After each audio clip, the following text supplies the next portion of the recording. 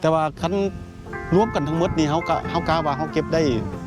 ประมาณเท่าไหร่เฮาไล่เบิ่งเงินประมาณส่วนแต่ว่าเฮาคิดเบิ่งซื่อๆในใจของเฮาซื่อๆน่ะ แล้วเขาก็อยู่ที่700-800 เหรียญอะไรเงี้ย 700-800 เหรียญ จ้ะ ที่ว่ารายได้เขาเนาะแต่ตอนนี้เจ้าปลูกอย่างเด ก็ลาย แล้วนี่บักเกลือบักแตงเพื่อนเด้อ มะเขือบักแตง ไก่ก้งแร่ดี เจ้าอยู่เมืองไทยอยู่จังหวัดใด ยู่ดอนยู่กุจับค่ะสกุลเจ้า โอ้กุดจับ อันนั้นสกุลหน้าอุบล โอ้นามสกุลณอุบลแต่ว่าอยู่กุดจับเนาะขอถามเจ้าอยู่อันจังหวัดใด สุโขทัย สุโขทัยเนาะโอ้ก็มีคนสุโขทัยเมื่อกี้นี่ไปหาอันพรทิพย์ Blouse Hawaii travel สบายดี FC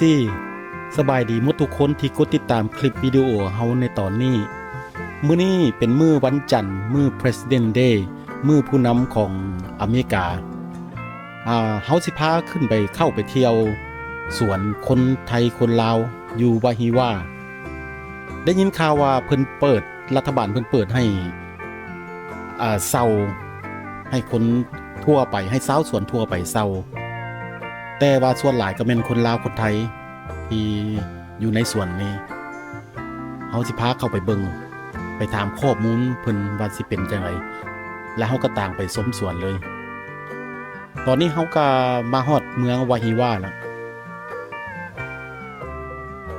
เฮาจะเลี้ยวเข้าไปสวนเพิ่น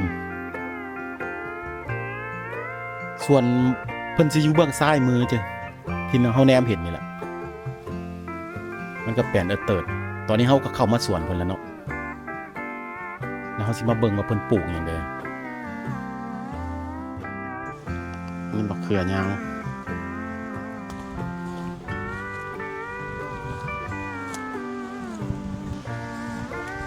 อันนี้หลังจากเก็บมาได้แล้วสิมาไว้นี้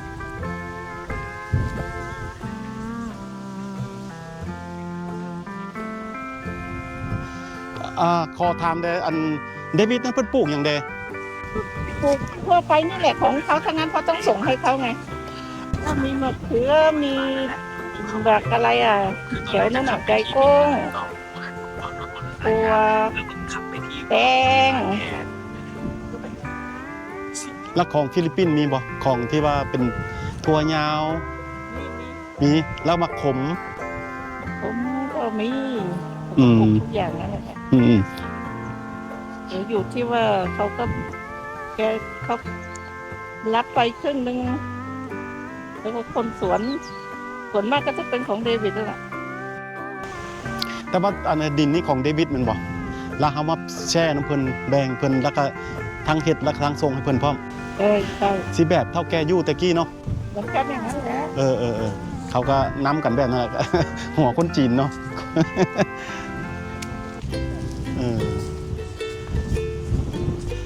แต่ว่าถามได้คือบักเขือนี่เขาเก็บได้มื้อหนึงจากเผาในช่วงนี้ ก็เยอะอยู่บางทีก็10 บล็อก20 บล็อกอะไรเงี้ย10 บล็อกมันตกเป็นบล็อกหนึงเท่าไหร่จากเผา 35 เผา 35เผาเก็บแต่ละมื้อนี่เขาเก็บแต่บักเขือบ่หรือเขาเก็บ เก็บทั่วไปหมด ทั่วไปหมดเลย แต่ส่วนตัวบักเขือนี่เขาก็ได้ประมาณ10กว่าบล็อก จ้ะ 10ปลายบล็อก ก็เก็บล็อกนี้แล้วก็วันนั้นก็ต้องเก็บล็อกนู้นมันต้องเก็บทีละล็อกไม่ได้ว่าเก็บทีเดียวหมดเลย เก็บทีละล็อกเนาะ เอาไว้วันนู้นมันนี้มัน แต่ว่าพอสิไล่ได้บอกว่าอันมื้อหนึงนี่ตกเป็นเงินเท่าไหร่ ไล่ไม่ได้เลย ตามรายได้เขาแบบธรรมดาเขาคือพ่อนั่นน่ะ มันก็อยู่ที่ของถูกของแพงอะจ้ะเท้าละเท่าไหร่ละมะเขือเนี่ยเท้าละ2 เหรียญ แต่กี้มีแต่เหรียญปลายเนาะแต่สมัยก่อนเนาะ เก็บสิบของร้านมาซื้อกันสอง เดี๋ยวนี้มันย้ำมัน อยู่ที่70อะไรมันย้ำหนาวเนาะมันย้ หนาวของแพง ำมันหนาวของแพงแต่ว่าคันรวมกันทั้งหมดนี่เขากะว่าเขาเก็บได้ประมาณเท่าไหร่เขาไล่เบิ่งเงินประมาณส่วนแต่ว่าเขาคิดเบิ่งซื่อๆในใจของเขาซื่อๆนะ แล้วเขาก็อยู่ที่700-800 เหรียญอะไรเงี้ย 700-800 เหรียญ จ้ะ ที่ว่ารายได้เขาเนาะโอ้ ได้อยู่ 700-800เหรียญแต่ว่าขอถามได้เจ้ามาจากจังหวัดหยัง มาจากสุโขทัย สุโขทัยโอ้สุโขทัยทุกโขทัยมันก็ไปทางเชียงใหม่เลยเนาะ สุ มัน โข บอก ทัยตอนล่างไอ้มันอยู่เหนือตอนล่างอะไรเงี้ย โอ้สุโขทัยบ่ถึงเมืองตากเนาะ ใกล้กัน ใกล้กันกับเมืองตากโอ้มาอยู่นี่ได้จักปีละ มาอยู่10 กว่าปีแล้ว 10 กว่าปี มาอยู่กับ มาพวกอะไรโยกย้ายถิ่นฐานกันอะมารุ่นที่ว่าเขาเอาคนไทยมา เยอะๆนะเอามากันแต่ละรุ่นไม่เหมือนกัน โอ้รุ่นนั้นรุ่นก่อนเนาะ 10 ปี ขอถามได้เจ้าชื่อหยัง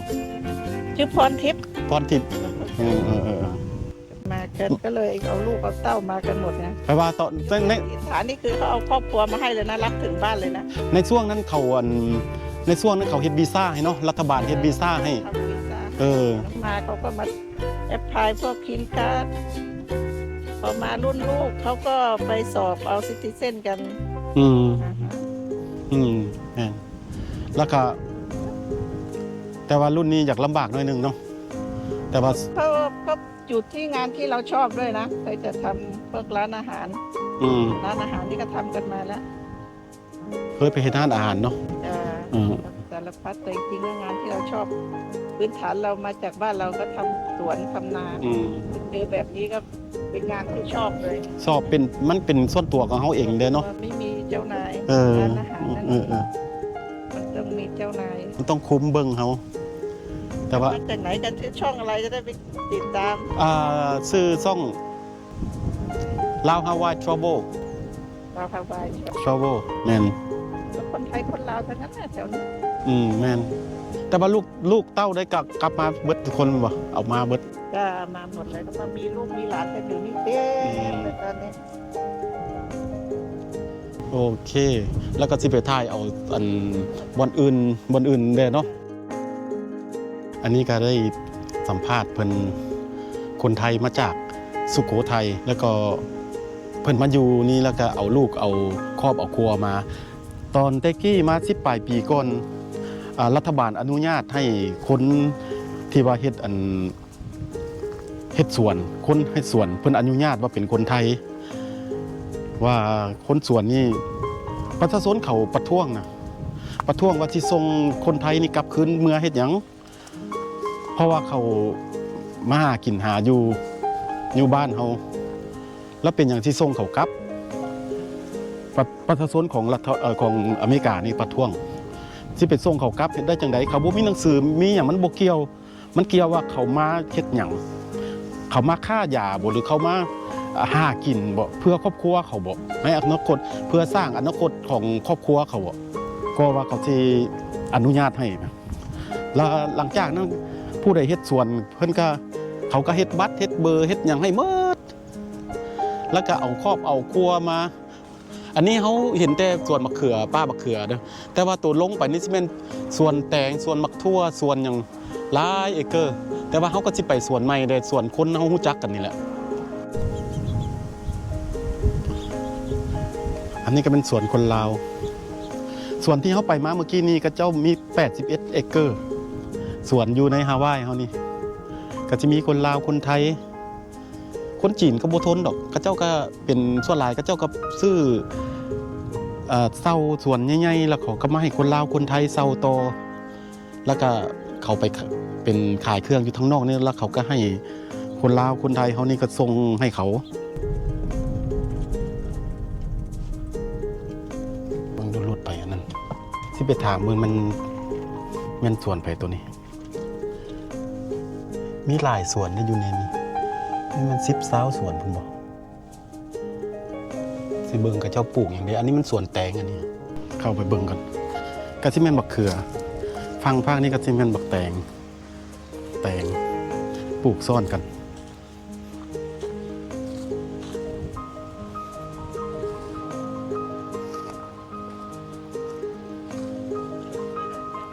อันนี้เขาก็มาเยี่ยมยามส่วนของคนไทยคนลาวเขาอยู่ในตัวนี้มีจักเจ้าของกาบันในตัวนี้ ผู้ไรเด็ก ละจักส่วน ร้านค่ะ ว่ามันแรงมาตุกมันลอยกว่าอีกเกินเลย แต่ แต่ว่าของเดวิดท่านเขาเจ้าว่า80ปลายแล้ว นี่นน้องเดวิด อันนี้ก็ของเดวิดคือกันวะโอ้เดวิดแบบแบ่งส่วนน้ำเดวิดเนาะโอ้อันนี้ส่วนอันโฮเด้ โอ้ป้า โฮก็เป็นของเพิ่นเองเนาะ หนูคนละนะ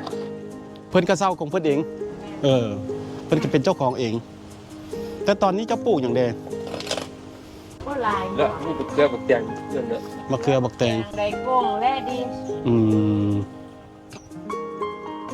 น้ แต่ว่าเจ้าอยู่เมืองไทยอยู่จังหวัดใด ำยูดอน อยู่อุดรบ่แม่นอุบลตินี่ เกิด อุดรคือกันวะ ณอุบลก็ได้ว่าณอุบลอยู่อุบลอุบลอยู่อำเภอหยัง ยูดอนยูกุจับค่ะสกุลชื่อเขา โอ้กุดจับ นามสกุลหน้าอุบล โอ้นามสกุลณอุบลแต่ว่าอยู่กุดจับเนาะ จ้ะ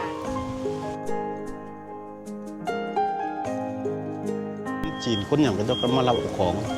แต่ว่ามื้อนี้เพิ่นก็สิแคนเซิลว่าบ่มีของ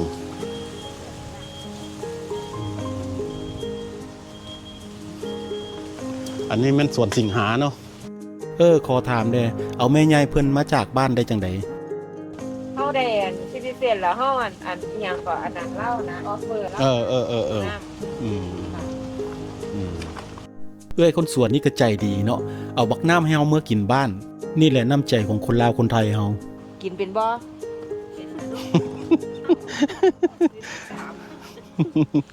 โอเคขอบใจ เอาจักหน่วยจักใดก็ได้ เอาคนกระลำหรือนั่นน่ะ กะหล่ำโอเคขอบใจ มาสวนนี่ เอานี่แหละน้ำใจของคนบ้านเฮาเนาะมาเยี่ยมมายามกันมีของฝากของต้อนเอิ้นกินข้าวกินน้ำมื้อนี้เก็บอย่างใดเก็บบักน้ำแล้วก็เก็บได้กุ้ง มื้อนี้เก็บบักน้ำได้กงมันหมดอันนั้นแล้วอันนี้อีกประมาณอาทิตย์นึงบ่ถึงดอกเพิ่นก็สิเก็บบักเขือเครื่อง อืม เ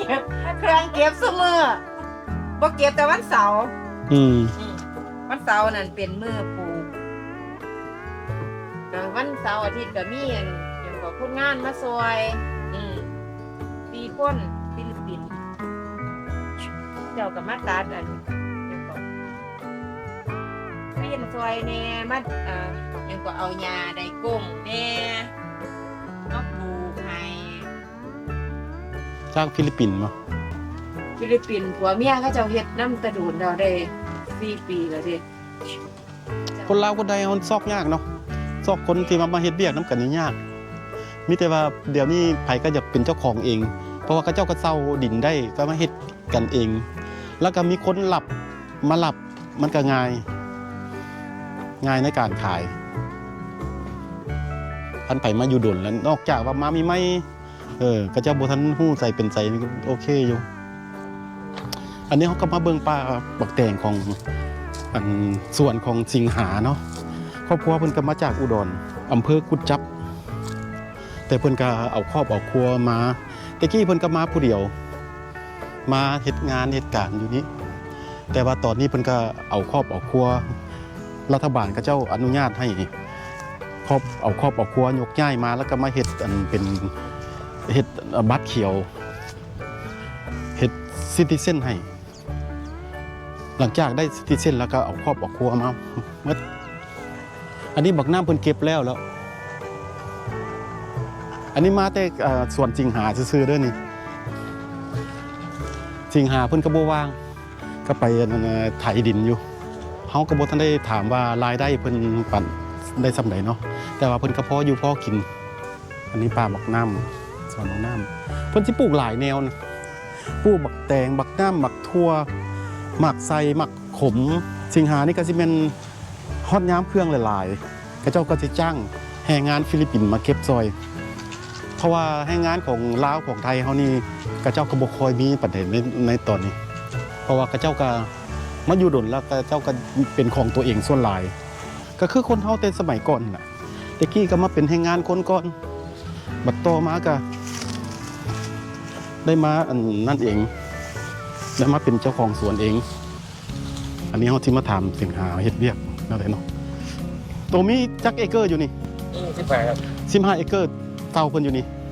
โอ้อันนี้แม่นปุ๋ยบ่นี่ แม่นครับครับ ปั๊มปุ๋ย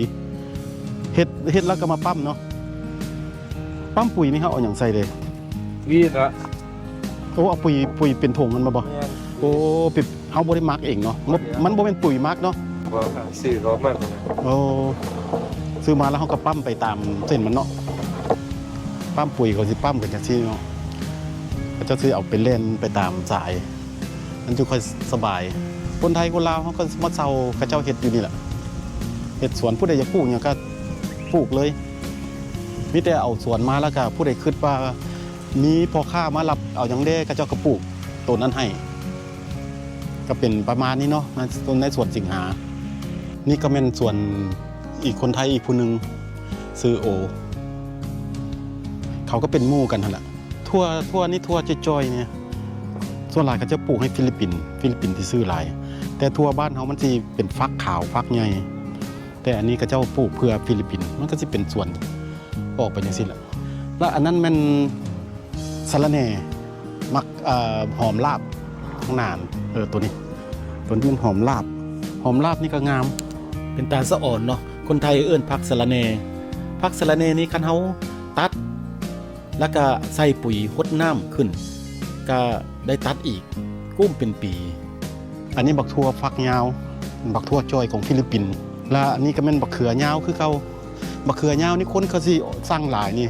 ก็เจ้าก็สิปลูกคือสิเป็นบักเขือยาวนี่ขายดีส่วนนี้เพิ่นก็เซาได้ยินข่าวว่าเขาเจ้าเซาเดือนนึงละ150ต่อเอเกอร์นึงบักทั่วฟักยาวคือกันอันนี้แต่บ่ฮู้ว่าสวนแตงเพิ่นสิอยู่ไสนี่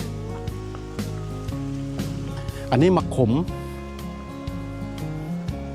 มักไซมักระนะภาษาไทยเอิ้นบักระภาษาลาวเอิ้นบักฮะมักขมมักไซอันนี้ก็สิแม่นบักเขืออีกโอ้เจ้าของสวนเดียวปลูกหลายชนิดแต่คันยามเก็บเกี่ยวคันกระเจ้าบ่ไหวเก็บบ่ไหวกระเจ้ากระจ้างแรงงานลาวไทยฟิลิปปินส์ส่วนหลายตอนนี้ฟิลิปปินส์สิมีแรงงานแต่ว่าแรงงานลาวไทยนี่บ่ค่อยมีปานใดล่ะผู้ใดก็เฮ็ดเป็นของตัวเองหมดก็เลยบ่ค่อยมีย่างตามสวนก็ประมาณนี้เนาะที่ว่าเขากระเจ้าก็ได้เป็นเจ้าเป็นของส่วนตัวเองแล้วก็ขายเองใครก็เป็นแรงงานของคนอื่นเขาคือเห็นอยู่นี่ก็เป็นไดก้งก็หัวชายเท้ากระเจ้าเก็บแล้วอันนี้ขุดเก็บไว้แล้วหัวใหญ่ๆนี่กระเจ้าทิ่มหัวใหญ่กายนี่เป็นขาวๆนี่แปลว่ากระเจ้าทิ่มหมดกระเจ้าเอาแต่หัวเป็นพอดีงามพอค่ากระเจ้าจะคอยสิรับซื้ออันนี้กระเจ้ากำลังมัดหลังจากมันเป็นเครือขึ้นไปแล้วกระเจ้าก็มัดคอในยามนี้แต่อันที่มันส่วนแตงนี่ลิขิตนี่ก็เคยมีห้านอาหารมาก่อนอยู่ได้กี่ปีแล้วหยุดร้านอาหารอ่ะหลายปีแล้ว5-6 ปีแล้ว5-6 ปีแล้วเข้ามาให้สวนเลยบ่หลังจากนั้นโอ้สวนแตงเพิ่นก็เขียวงามดีเนาะเพิ่นว่าเพิ่นเก็บแล้วตอนเช้าเก็บเบิดแล้วแต่ว่าก็ยังหน่วยน้อยๆอยู่เจ้ามาเฮ็ดอยู่นี่ได้จักปีละ5-6 ปีแล้ว เฮ็ดอยู่ตัวนี้เลยบ่หรือว่าตอนนั้นอยู่ไส กูเนี่ยเลยก็ตะพุดเลย ขอถามเจ้าอยู่อันจังหวัดใด สุโขทัย สุโขทัยเนาะโอ้ก็มีคนสุโขทัยเมื่อกี้นี่ไปหาพรทิพย์ซื้อพรทิพย์ ตัวไหน พรทิพย์ตรงเนี้ย ดูนี่เหรอ ใช่ผู้หญิงกันน่ะ ป่ามะเขือ แม่นเพิ่นก็สุโขทัยคือกัน มันก็แปลงเดียวกันนี่นะ โอ้ ตามเดียวกัน แต่ตอนนี้เจ้าเก็บหยังได้ นี่แตง เก็บแตง นี่ก็กำลังยังไม่ทันได้เย็บมาดาม โอ้ เสีย แต่ละมื้อนี้เจ้าได้จักกิโลจักข้าว โอ้นับเป็นเผาไม่ได้นะต้องนับเป็นบล็อกเพิ่มแล้ว ประมาณจักบอกแต่บักแตงละล้าน โอ้แตงมันก็ขึ้นอยู่ความสมบูรณ์ของแตงนะอย่างนี้มาเจอฝนเจอลมบ่อยหน้านี่มันไม่ค่อยได้หรอกเต็มที่ก็ 20-30แค่เนี้ยแต่ถ้าเป็นหน้าร้อนไม่ใช่หน้าฝนนี่โอ้กันได้หลาย เฮาก็บ่ได้เก็บแต่บักแตงแต่ว่าเฮาก็เก็บแตงได้แล้วก็เจ็บตัวใดที่มันออกบักทั่วยาวบ่หรือบักเขือบ่เป็นจังซั่นเฮาเก็บมารวมกันเนาะมารวมกันแล้วก็มีพ่อค้ามารับบ่หรือว่าส่งให้เดวิดหรือว่าเดวิดมาเอา มันวันมาทั้งนั้นน่ะทั้งเดวิดทั้งพ่อค้ามาเอาด้วย เจ้าเฮ็ดจักคนนี่ 2 คน 2 คนมีจักเอเกอร์ที่เฮ็ด 15 2 คน15เอเกอร์เฮ็ด2 คนคันยามมันมีหลายๆนี่เฮาจ้างคนบ่จ้างคนมาเก็บซอยบ่ เรามี2 คนแต่ว่าจ้างคนมามัด จ้างคนมามัด โอ้ทำหญ้าอะไรเงี้ย โอ้แต่ว่าบัดเก็บเด้เฮาเก็บ เป็นหลายเก็บ2 คนเนี้ยแหละ อืม แล้วก็มีลูกเคยมาบางครั้งมาช่วยล้างไดก้ง อืม ทำไดก้งกัน โอ้ไดก้งเนาะไดก้งก็มีอยู่เนาะ ทำไดก้งล้างไดก้ง อืม มันทำได้แต่ล้างไดก้งแล้ว แต่ว่าก็ดีคันมาเฮ็ดสวนเขาเจ้าส่งเสริม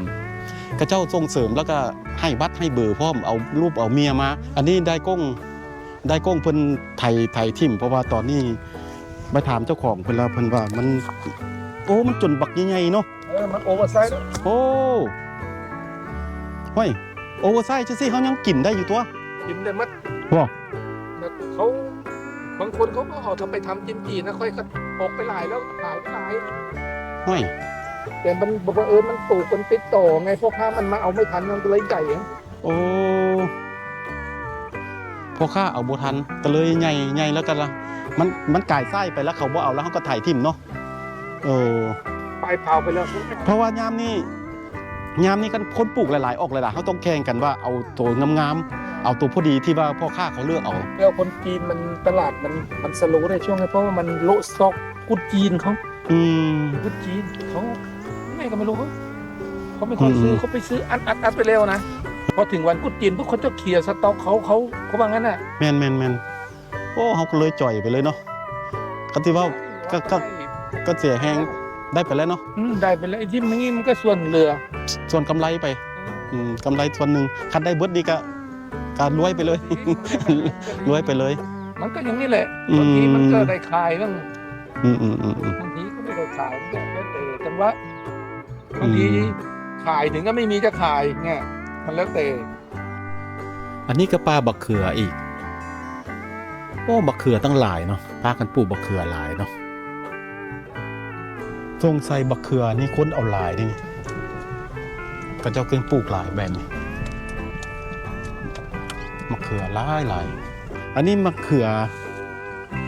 บักเขือเครือคนลาวเอิ้นบักเล่นเนาะเจ้าของเพิ่นอยู่ใส่เนาะเก็บน้ำบ่ทันจนแห้งทิ่มเบิดโอ้บักเล่นก็เจ้าปลูกหลายนะแมนเบิดเลยนี่ก็เจ้าสิเก็บใส่ถังนี่แล้วก็มีพ่อค้ามารับเอาอันนี้ก็สิเป็นบักเล่นหมดแถวนี้บักเล่นราคาทั้งลุมนั้นก็สิเป็นแตงอันนี้ครอบครัวเดี่ยวเด้อติครอบครัวแมวมื้อหน้าสิมาสัมภาษณ์แมวคันถ้ามีโอกาสต้องได้โทรนัดเพิ่นก่อนเนาะคันบ่โทรนัดเพิ่นก็มันก็เพิ่นก็บ่ฮู้ว่าเฮาสิมาตอนใดแล้วเพิ่นก็บ่ได้เกี่ยมว่าได้ออกมาบอกข้อมูลเฮาแต่ตอนนี้เฮาก็สิถ่ายเอาส่วนให้ฮู้ว่าส่วนมีส่วนคนลาวคนไทยก็สิอยู่ในนี่แหละสำหรับคลิปวิดีโอสัมภาษณ์การปลูกฝังคนลาวคนไทยเฮาที่รัฐบาลเอาดินไม้ให้อยู่เมืองฮันลาอีว่ากับเบิดแต่เพียงเท่านี้เนาะถ้าผู้ใดมักก็กดไลค์กดแชร์ให้เด้อขอขอบใจจะได้รสชาติ